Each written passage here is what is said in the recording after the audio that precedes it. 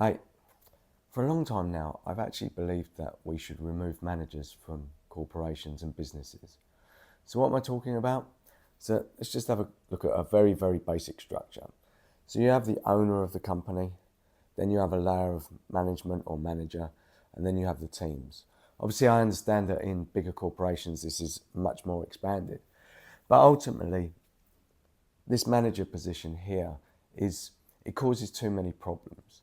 Now, I've been a bad manager myself, so I'll put it out there straight away.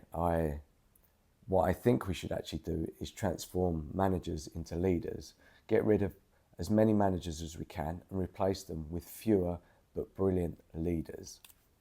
So we make these leaders. So just a bit of justification for this. Now,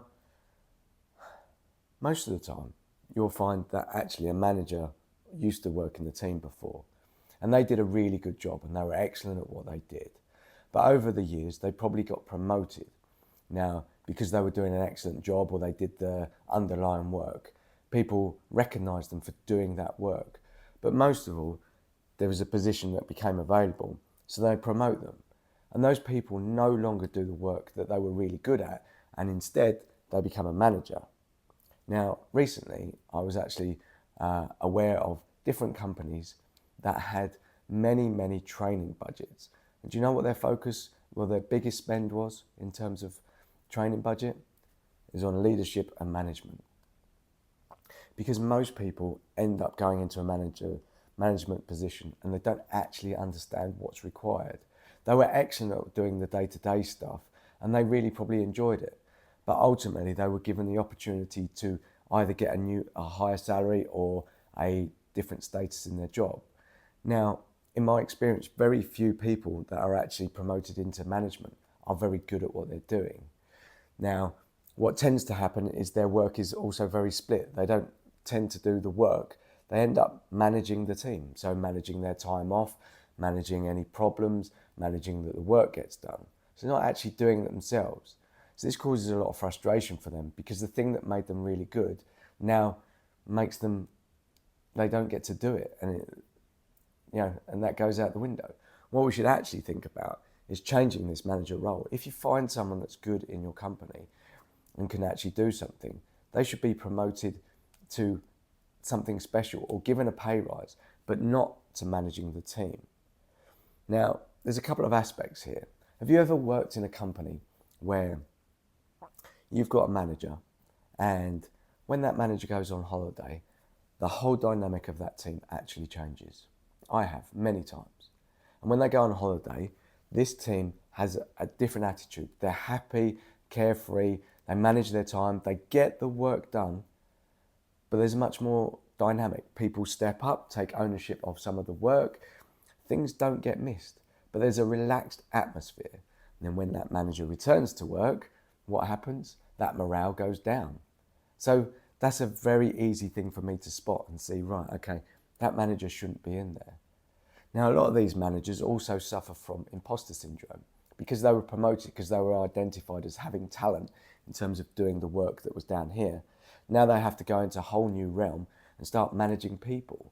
And then you need to start thinking about personalities and conflicts and negotiation. Maybe they didn't want that. But because they were given a salary and a title, now there's an expectation from the higher level to actually do this.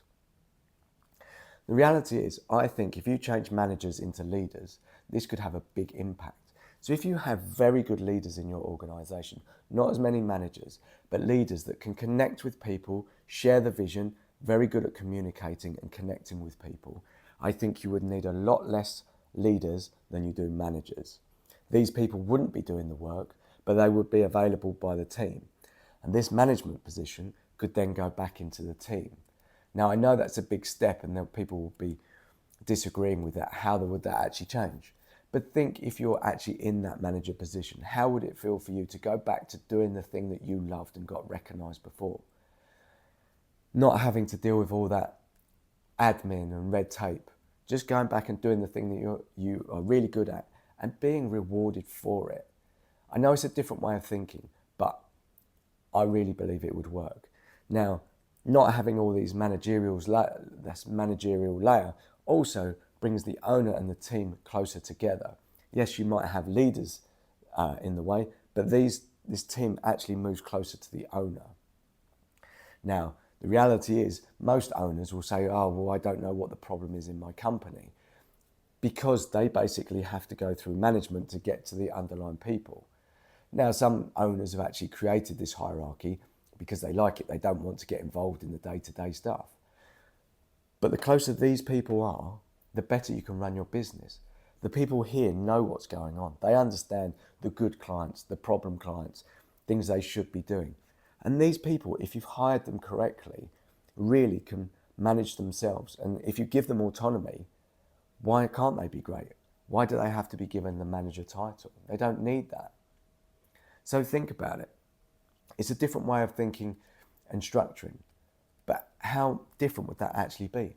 You'd benefit this manager. They wouldn't have to do all of the admin tasks. They could do the thing that they were really good for and recognised.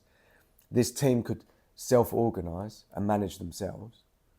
And they would really enjoy that because they have autonomy over their role. You have a better connected company.